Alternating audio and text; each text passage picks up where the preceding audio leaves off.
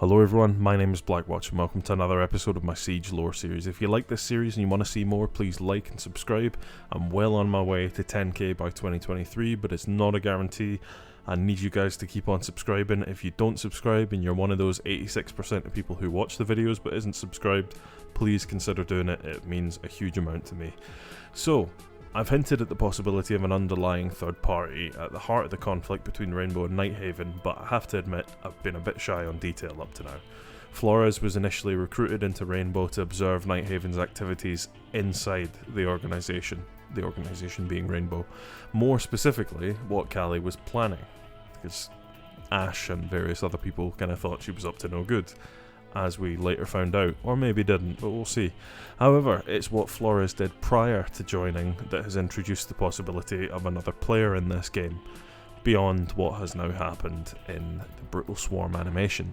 On Harry's board, a number of photographs are pinned that show the target of one of Flores' heists, and the aftermath of said heist in which Flores was discovered just a second after cracking the building's safe.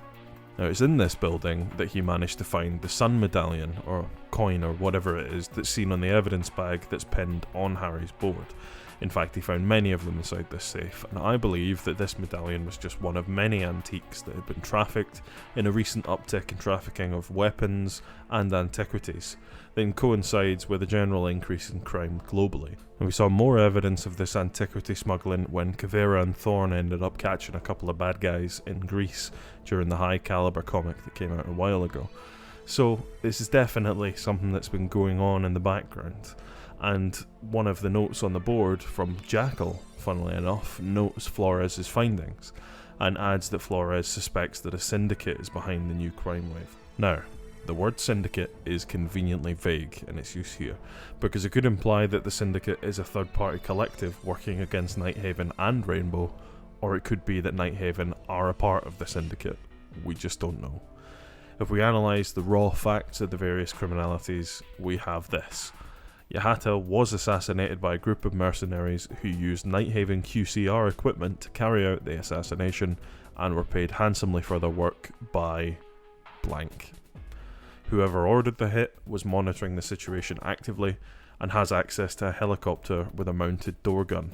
Not your average vehicle, very expensive. Nighthaven have an unusually large number of cargo vehicles stowed outside their HQ. We don't know what they're carrying, and we don't know why they're there. Nighthaven are on record as being unsatisfied with the rules that Rainbow works within. Cyber attacks against military forces across the globe have increased dramatically since Yahata's assassination, and military forces are being disrupted/disabled due to these attacks, and that is giving Nighthaven the perfect opportunity to leverage themselves into lucrative contracts whilst these military forces are down. But the biggest counterpoint to these fairly damning facts that we have available in front of us are these two. Grim, after confronting Nook, who he has no idea who she is or who she works for, shows no knowledge of who it was that took the records and what they would actually want to do with them. And on top of that, so far we've not seen anyone in Nighthaven actually be positively identified as having any knowledge of the assassination whatsoever. So if you add all these things together, it would suggest that Nighthaven has a lot to gain from this uptick in criminality, but due to what happened with Grimm, and due to the fact that we still haven't had any direct incrimination against a Nighthaven operative, they could also potentially be a target of criminality. So it's up in the air, and I think the only time we're going to find out is if we have some text in the battle pass, which I don't think they would leave something as significant as that to the battle pass. This animation that's just taken place is a fairly major move forward in terms of the plot of the game.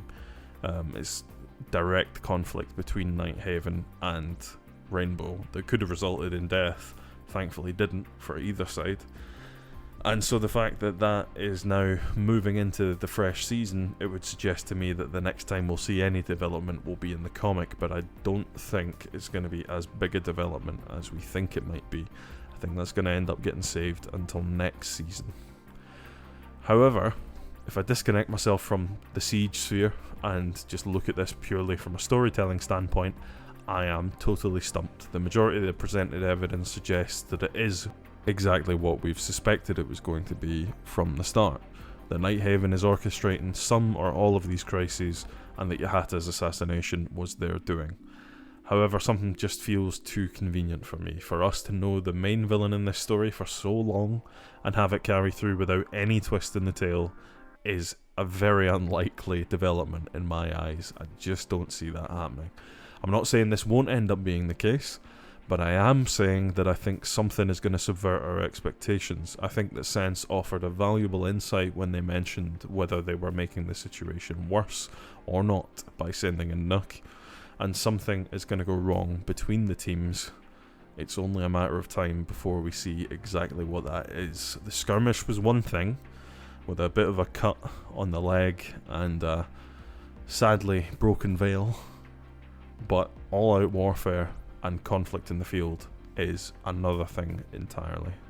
So we'll have to wait and see. Hope you enjoyed the video, everybody. Do pobачення. Bye bye.